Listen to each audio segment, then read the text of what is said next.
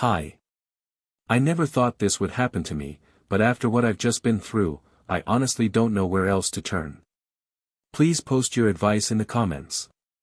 My wife, Sophie, and I have been married for 9 years. We've got 2 young kids, 8 and 5, and we live what you'd probably call a quiet, suburban life. I work in IT, she runs an online wellness store out of our home. We have movie nights on Fridays, slow coffee mornings on Sundays, and for a long time, I genuinely believed our relationship was solid. Maybe not perfect, but strong. Especially at night. That was always our time. After the chaos of dinner, baths, and bedtime routines, we'd pour a couple glasses of wine and sit together on the couch. Sometimes we talked about the kids, sometimes about work, sometimes about nothing at all. But she always touched my arm. Looked me in the eye. Smiled at my dumb jokes. It felt real. She felt real. She was affectionate. Intimate. She initiated more than I did, honestly. When I say I had no reason to suspect anything, I mean it. But over the last few months, there were small things. The kind of things you brush off at first because you don't want to be that guy. She started being more protective of her phone. She changed her lock screen, said it was for aesthetics. She turned off message previews. Her work hours suddenly became unpredictable because of new vendors and international orders. Still, I told myself she was just stressed.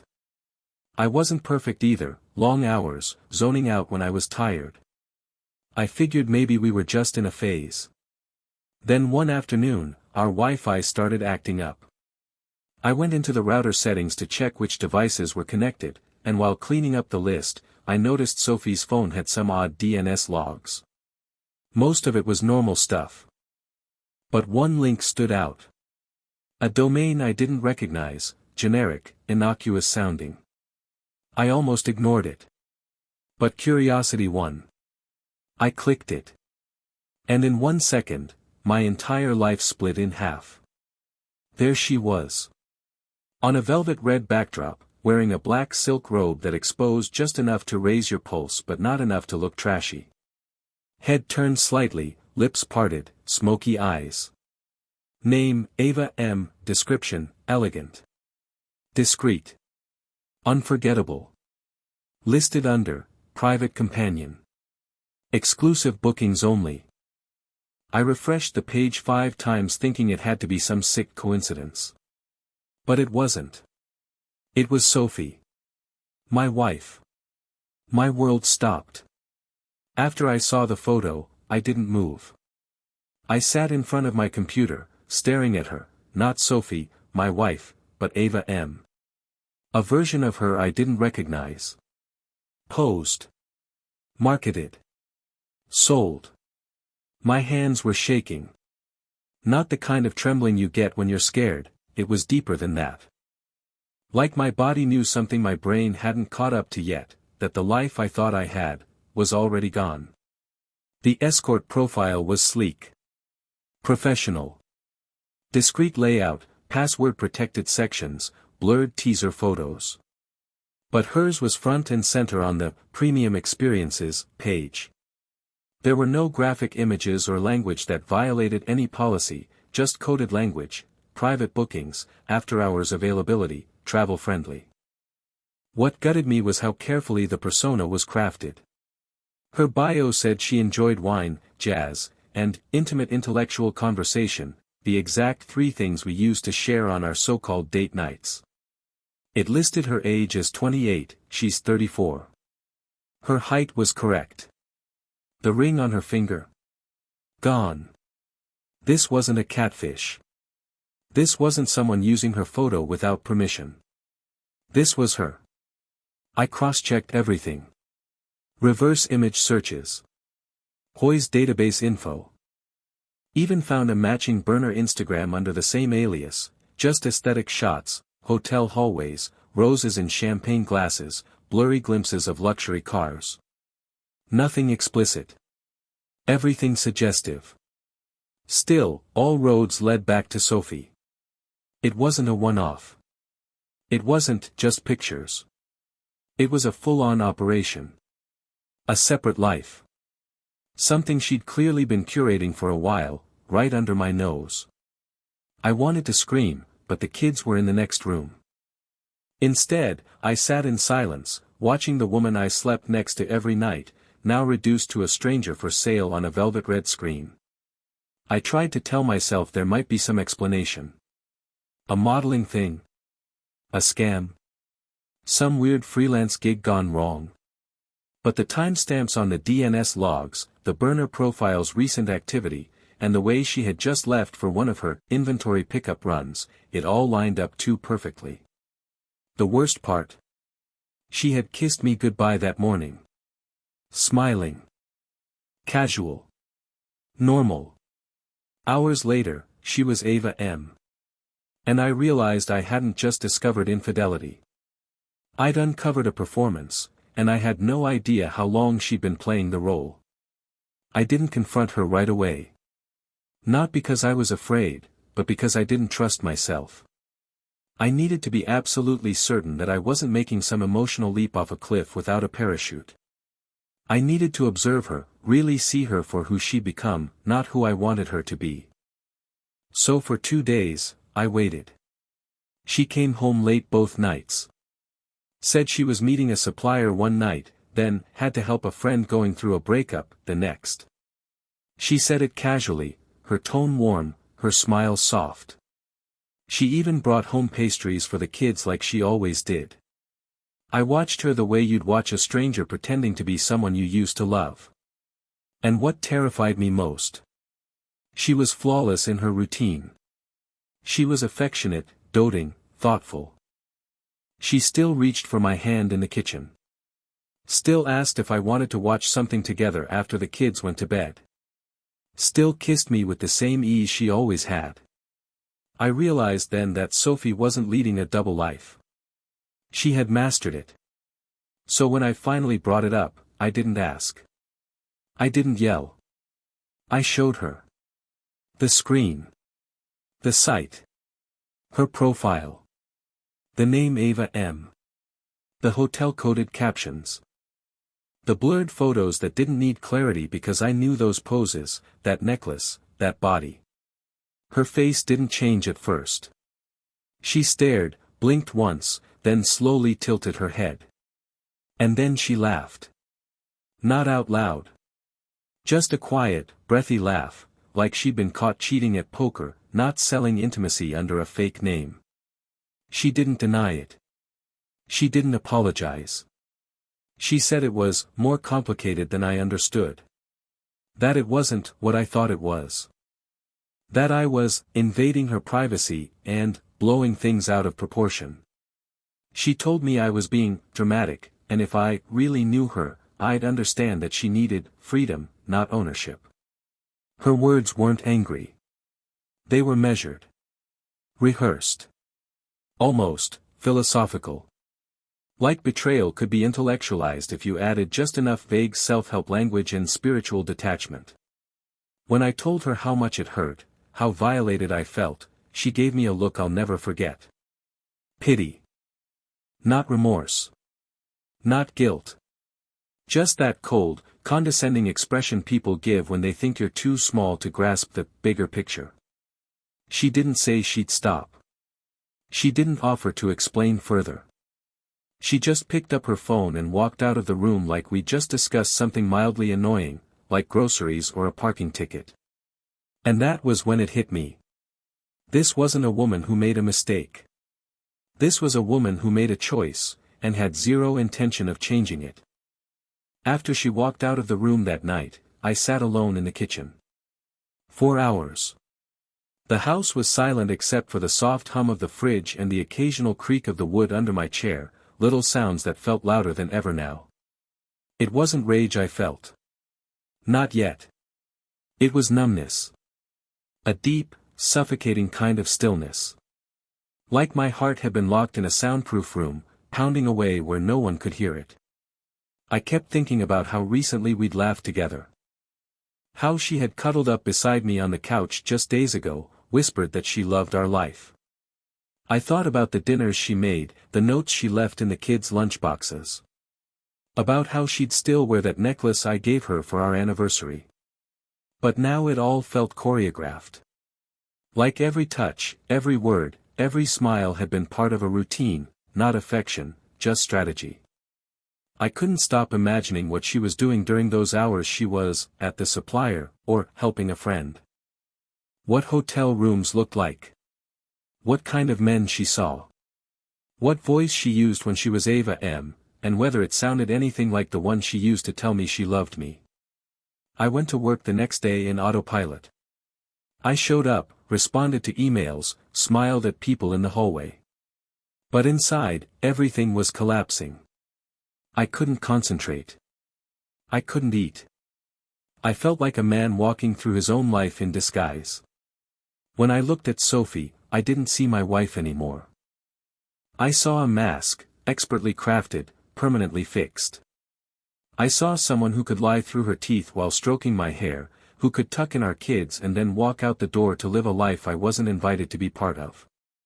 And I hated myself for still wanting answers. I kept searching. I dug deeper. Old texts, hidden folders, unexplained expenses, everything I could find. And what I discovered only made the hole darker. Sophie's activities weren't just recent. She'd been advertising herself for at least 6 months. The timing? It lined up exactly with when she started insisting she needed space and more time for herself. She'd built a brand, a profile, a secret existence, while I was still buying her flowers and wondering if I wasn't putting in enough effort. And then came the night I couldn't hold it in anymore. After the kids were asleep, I locked myself in the bathroom, slid down the wall, and let everything pour out. Not just grief, but humiliation. Rage. Shame. How could I not have seen it? How could someone live under my roof, kiss me goodnight, and still treat intimacy like a side hustle? I'd been loving a lie. Sleeping next to someone who wore honesty like an accessory, easy to remove, easy to replace. And what crushed me the most? I still missed her. The breaking point wasn't dramatic. No screaming. No plates thrown. No theatrical meltdown. It was quiet. Painfully, bitterly quiet. It happened on a Thursday, fitting, I guess, since that used to be our wine night. The kids were at a sleepover. The house felt too still, like it was holding its breath. Sophie walked in around 10:30 p.m., heels clicking across the hardwood, scent of perfume trailing behind her, a brand I didn't recognize. She didn't say where she'd been. Didn't offer. Just smiled faintly and poured herself a glass of red wine, like she always used to. She sat across from me on the couch, phone in hand, scrolling like we were strangers waiting at the same airport gate. And I realized I couldn't do it anymore. Not just because she was living a lie. Not because she had humiliated me. But because she wasn't bothered by any of it. She had compartmentalized her life so cleanly that my pain didn't even register anymore. I asked her one last time, not as a husband desperate for answers, but as a man who deserved truth. I asked if she had ever planned to tell me. If she felt even the slightest trace of guilt when she kissed me after coming back from, whatever it was she did out there. She barely looked up. She said she didn't think I would understand. That her decisions were about reclaiming her independence, not betrayal. She used words like liberation, autonomy, identity, as if those things somehow erased the betrayal of turning our marriage into a lie while keeping me chained to it. No remorse. No ownership. Just a detached, intellectual monologue about how she had outgrown the confines of suburban monogamy. It was like watching someone talk about burning down the house you built together, while admiring the smoke. And right there, with her sipping wine like nothing had changed, I felt something inside me break. It wasn't just anger anymore. It was clarity. She wasn't confused. She wasn't lost. She was done, and had been long before I ever found that escort profile. But instead of leaving, she stayed. Because the comfort of a husband, a home, and 2 kids was still useful. She didn't want to be alone. She just didn't want to be mine. That was the moment I knew this wasn't a marriage anymore. It was a contract, one she had already violated in ways I couldn't unsee. And it was finally time I started writing my own ending. I didn't tell her right away. After that conversation, if you could call it that, I just stood up, went to bed, and stared at the ceiling for hours. No tears. No shouting. Just silence. A heavy, suffocating silence that wrapped around my chest and made it hard to breathe. I already knew what had to be done. Not because I didn't love her anymore, but because I couldn't love someone who saw me as disposable. Who could live a double life with such ease? Who looked at my trust not as something sacred, but as something to be used. The next day, while she was out, no idea where, and by then I'd stopped asking, I sat down at my desk and opened a blank document. It was the most difficult letter I've ever written. It wasn't angry. It wasn't desperate. It was just honest. I told her I knew this wasn't a phase. That I had tried to understand, to forgive, to believe it was salvageable. But I couldn't rebuild something with someone who didn't see the fire as a problem. I told her I would be moving forward with a separation. That I would protect the kids as much as possible. That I wouldn't smear her name, or tell them the uglier details, not yet. But I wouldn't lie either. And then I called a lawyer. I felt sick doing it. Like I was betraying a version of myself that had promised forever. But that version of me had been walking through smoke for too long, and I finally understood that forever only works when both people are facing the same direction. Sophie didn't rage when she found the letter. She didn't beg. Didn't cry. She read it quietly, then asked if I was sure. Like I was canceling dinner plans, not ending a marriage. I was sure. She nodded and walked away. No apology. No explanation. Just that same eerie calm, like she'd already packed her feelings in a box and shipped them elsewhere. Within a week, she found a furnished rental in the city. Something minimal and flexible, as she called it. She took what she needed and left the rest, and it felt weirdly symbolic, like she was only ever half invested in this life to begin with. The kids were confused, but I shielded them as much as I could. Told them Mom and Dad were going to live in different houses, but both still loved them very much. They cried. I cried with them, quietly, when they couldn't see. I wasn't just letting go of her. I was letting go of the version of me that trusted without limits. The first morning after she left, I made breakfast for the kids in a house that felt too big and too quiet. Lily asked why the syrup wasn't warmed like Mommy used to do it. Ethan asked if we were still a family. I didn't have good answers. I just hugged them tighter than usual and told them we were okay. That we'd be okay. But inside, I didn't know if that was true. For the first few weeks, I was a mess pretending to function. I went through the motions, packing lunches, walking the dog, responding to emails at work. But emotionally, I was hollowed out. Everything that had once felt like routine now felt like grief. The silence at night was the worst. Not because I missed her, but because I couldn't believe how long I'd lived next to someone who was never really with me. I started therapy, solo, private, no couples counseling. I didn't want to fix the marriage anymore. I wanted to fix me. Wanted to figure out why I ignored my gut for so long. Why I mistook manipulation for love.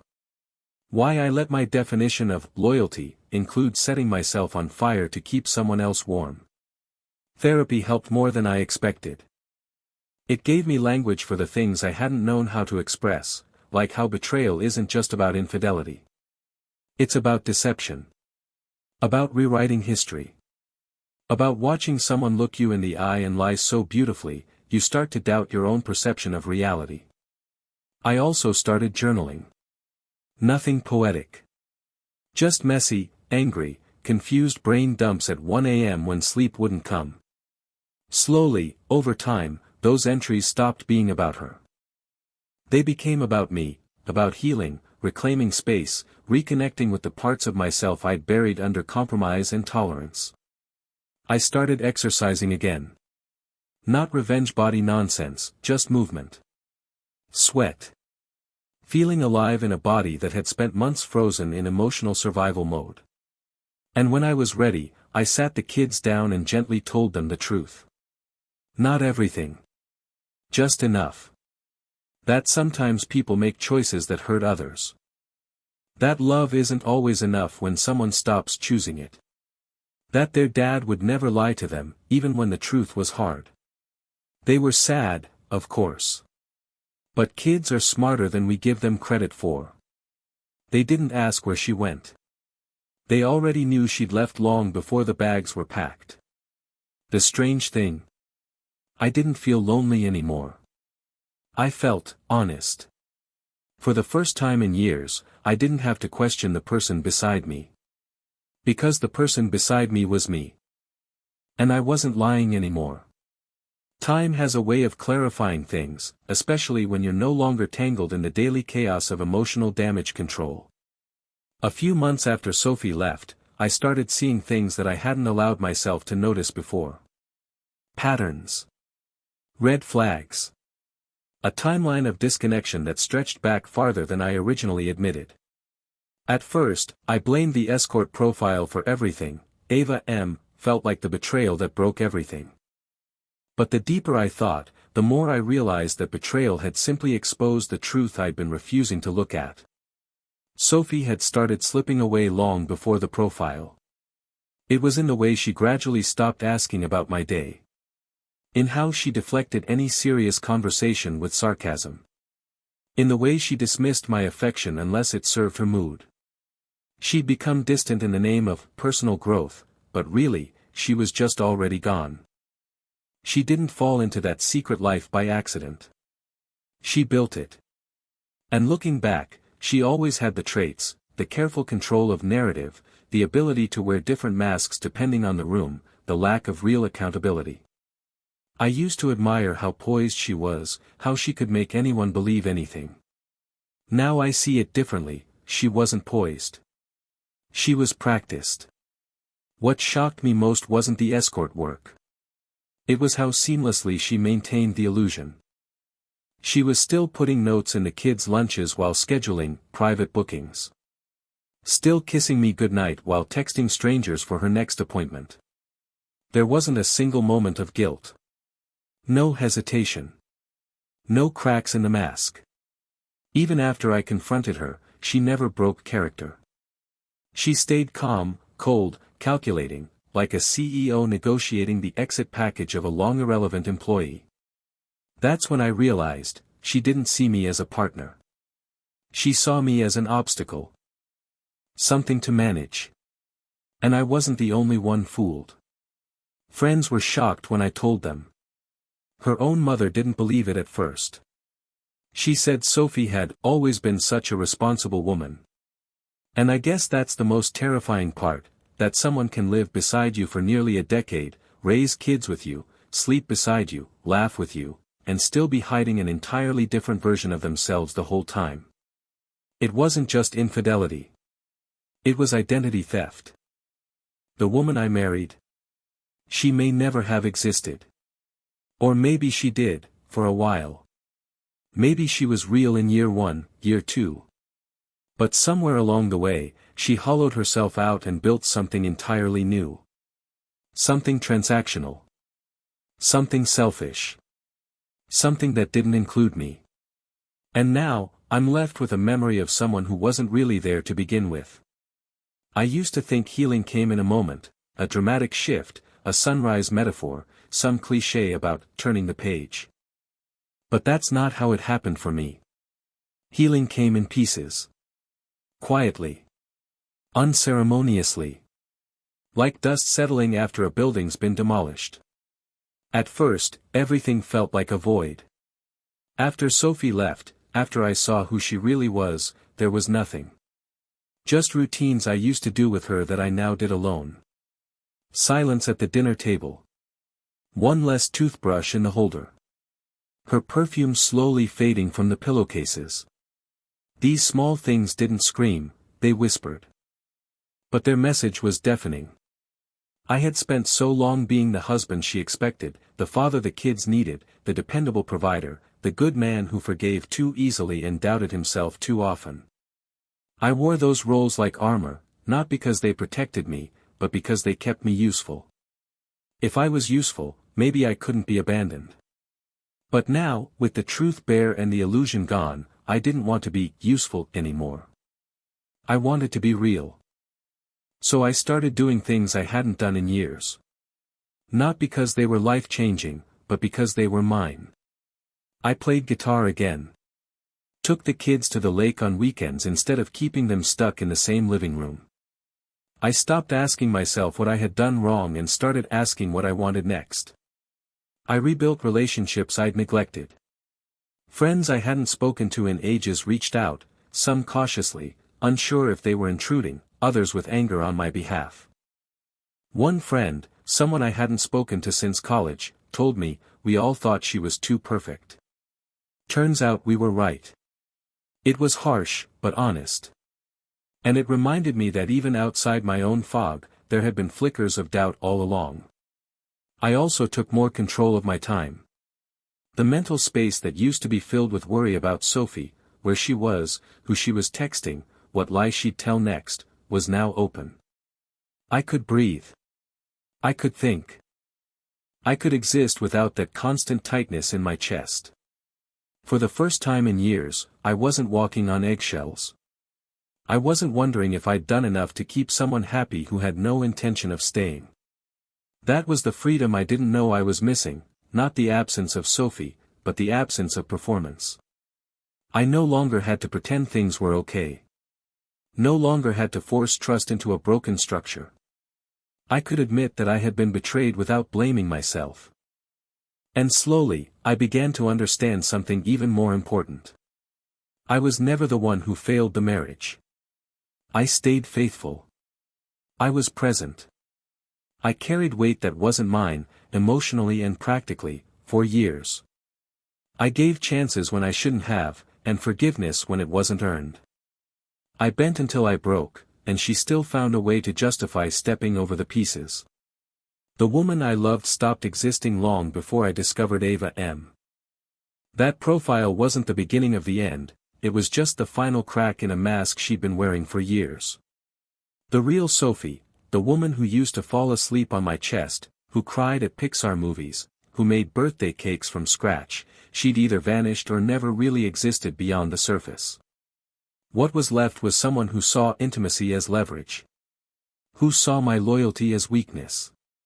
Who saw marriage not as a bond, but a backup plan. And when she didn't need the backup anymore, she left. Now. I'm not just surviving. I'm rebuilding. I'm raising two beautiful kids who are stronger and more perceptive than I ever gave them credit for. I'm learning how to be a man without resentment, a father without fear, and, eventually, maybe, a partner again, but only on my terms. The fallout was brutal. But in the ashes, I found freedom. Freedom from manipulation. Freedom from illusion. Freedom from a marriage that had turned into a stage play I didn't audition for. I didn't ask for any of this. But maybe, just maybe, it saved me from living the rest of my life with someone who never intended to be real with me. It's strange how betrayal changes you. Not just in how you see others, but in how you see yourself. Before all of this, before the discovery, before Ava M, before the silence that replaced a marriage, I thought I had life figured out. I thought loyalty and consistency were enough. That if you loved hard, stayed faithful, and gave grace when someone faltered, you'd build something unbreakable. I was wrong. Not about loyalty. Not about love. But about who's worthy of receiving it. Sophie, or rather, the woman I thought Sophie was, didn't just cheat. She didn't just lie. She used the comfort of our home, the trust of our marriage, and the love of our children as a mask for a life she had no intention of sharing with us. She lived two versions of herself, and the one I got was carefully curated, half-invested, and emotionally hollow. And here's the part one never thought I'd say: I'm grateful she left. Because if she hadn't, I would have spent the rest of my life trying to fix something that was never whole. I would have continued confusing her emotional distance for a rough patch, her manipulation for miscommunication, and her betrayal for some twisted version of empowerment. Now, I don't chase answers from her anymore. I don't replay the lies or wonder what I could have done differently. I don't stalk the site to see if Ava M still exists. I don't care if she traded in one mask for another. What I care about is what I reclaimed. Peace, after years of quiet chaos. Truth, after living under a performance. Self-respect, after confusing being patient with being a doormat. To anyone reading this, anyone whose gut is telling them something feels off, who's being made to feel like they're overreacting, who keeps excusing the coldness in their partner's eyes. Don't ignore that voice. If you have to constantly wonder where you stand, you're probably standing alone. You're not crazy. You're not weak. And you're not wrong for needing transparency, intimacy, and loyalty, even if someone else tries to convince you those things are outdated or controlling. The person who deserves your trust will never make you beg for honesty. So yeah, my wife was an escort behind my back. She led a secret life while kissing me goodnight. And that shattered something in me. But from those pieces, I built someone stronger. Someone clearer. Someone I actually like again. I lost a marriage. But I found myself. And I'd take that trade any day. Ryan.